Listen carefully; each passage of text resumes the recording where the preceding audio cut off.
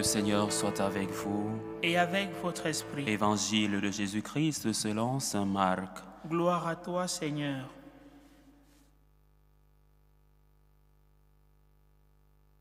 En ce temps-là, Jésus disait aux foules, « Il en est du règne de Dieu comme d'un homme qui jette en terre la semence. Nuit et jour, qu'il dorme ou qu'il se lève, la semence germe et grandit. Il ne sait comment. D'elle-même, la terre produit d'abord l'herbe, puis l'épi, enfin du blé plein l'épi. Et dès que le blé est mûri, il y met la faucille, puisque le temps de la moisson est arrivé. » Il disait encore, « À quoi allons-nous comparer le règne de Dieu? Par quelle parabole pouvons-nous le représenter? Il est comme une graine de moutarde. Quand on la sème en terre, elle est la plus petite de toutes les semences.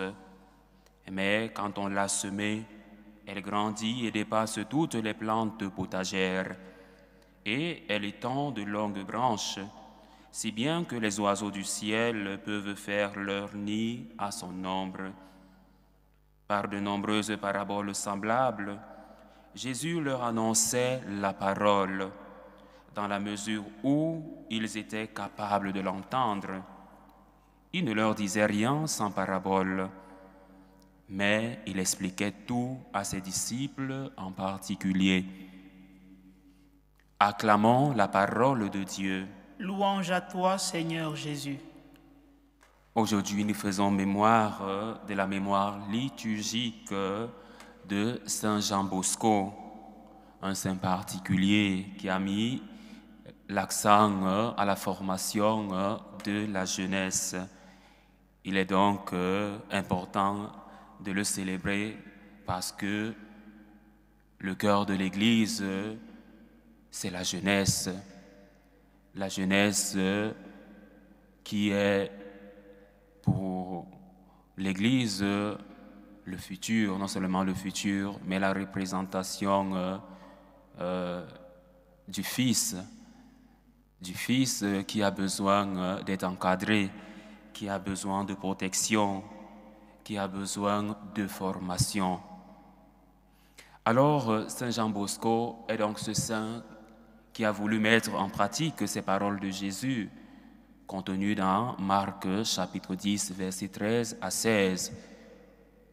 « Laissez les enfants venir à moi. Ne leur en empêchez pas, car le royaume des cieux est à ceux qui leur ressemblent. » Saint Jean Bosco est donc un formateur de la jeunesse. Si nous le célébrons, c'est justement pour mettre l'accent sur la formation. La jeunesse a besoin d'être formée, d'être encadrée. Il n'y a qu'à regarder notre société. Nous voyons comment la jeunesse est en dépravation des mœurs. Il est important de recadrer la jeunesse, de revoir la formation de nos enfants.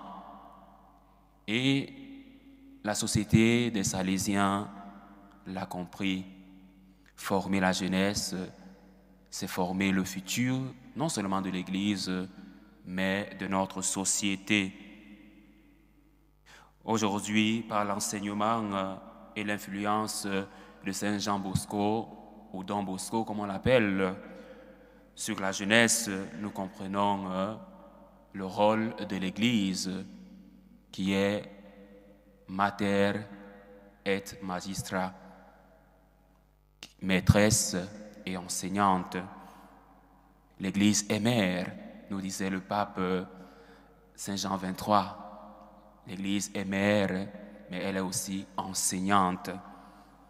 Et dans l'enseignement, nous voyons la formation, former la jeunesse, former les esprits à pouvoir comprendre les réalités ecclésiales, mais les réalités politiques, les réalités ambiantes, économiques.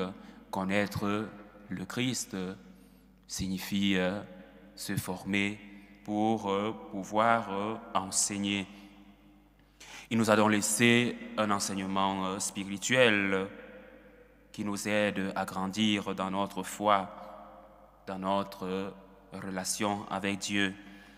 Et les paroles de Jésus contenues dans l'Évangile que nous avons écouté évoquent le mystère de la croissance du royaume, le royaume de Dieu illustré par la semence qui germe sans que l'homme ne sache comment. Cette image résonne profondément avec la pédagogie de Saint Don Bosco, qui croyait fermement que chaque jeune, comme une sémence, porte en lui un potentiel immense. Il invitait donc à protéger la jeunesse.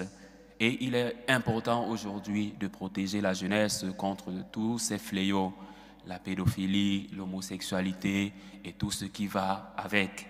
Protéger la jeunesse, former la jeunesse.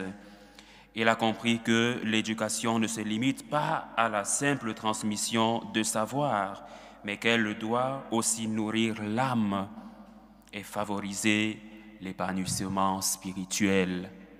Tout passe par la formation pour éviter les pièges de la vie, se former et surtout bien se former. Et les structures de l'Église ouvrent toujours les portes à la formation des jeunes. Saint Jean Bosco disait qu'il est plus facile d'élever des enfants que de réparer des adultes, parce que les enfants sont plus malléables, non? On peut encore essayer de sauver un enfant que de sauver un adulte qui a déjà un comportement tout arrêté. Il le disait pour mettre en exergue, pour mettre en lumière son engagement à investir dans la jeunesse, pour qu'ils deviennent de véritables citoyens et de véritables chrétiens. Son approche fondée sur l'amour, la raison et la foi a laissé une empreinte indélébile sur des générations de jeunes à travers le monde. Un de ses fils, Saint Dominique Savio, et nous comprenons pourquoi Saint Dominique a hérité de la formation, non? De la formation d'un grand saint. Et il m'a été donné d'arriver à Turin. Et à Turin se trouve le corps de Saint Dominique, de Saint Dominique Savio, mais aussi de Saint Jean Bosco. Et c'est toujours un moment de grâce, un moment d'action de grâce d'être devant le corps d'un saint et de prier pour la cause qu'il a défendue, pour la jeunesse, mais aussi et surtout pour l'Église. Aujourd'hui, les textes de la liturgie nous rappellent également la promesse du Seigneur qui soutient ceux qui lui font confiance. Et Saint Jean Bosco a fait confiance à Dieu. Il a incarné cette confiance enseignant aux jeunes à se tourner vers Dieu dans les moments de difficulté, les moments de crise, en les encourageant à faire confiance au Seigneur. Il leur a montré que même dans les épreuves, leur vie pouvait porter des fruits abondants. La jeunesse a besoin de formation. La jeunesse a besoin de guides.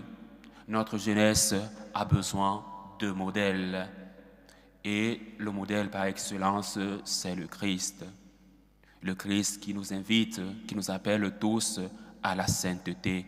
Être saint comme notre Père céleste est saint.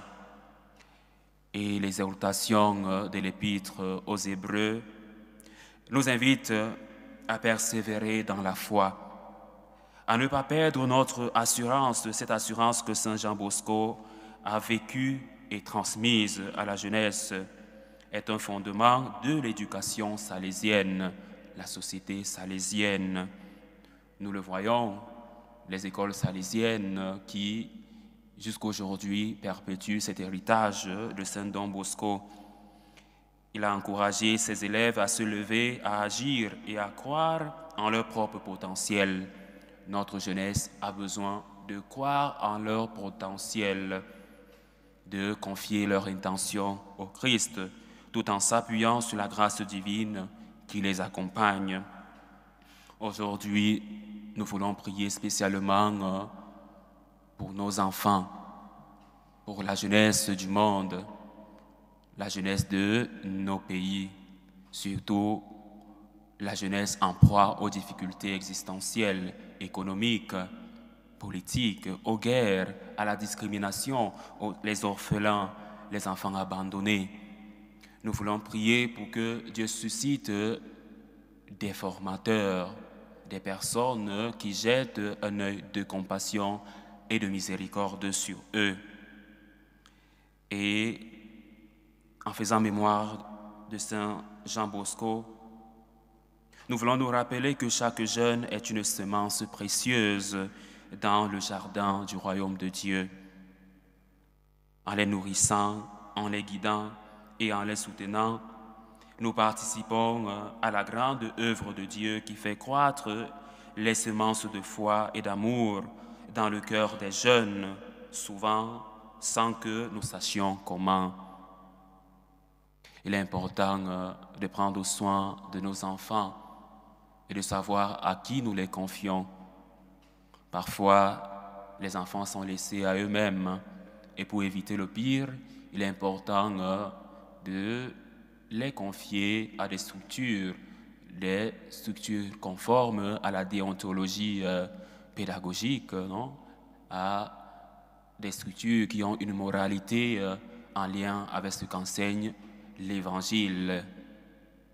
Ainsi, Jésus pourra nous dire, comme il le dit en Marc chapitre 10, versets 13 à 16, « Laissez les enfants venir à moi. Le royaume des cieux est à ceux qui leur ressemblent. Loué soit Jésus-Christ. À jamais.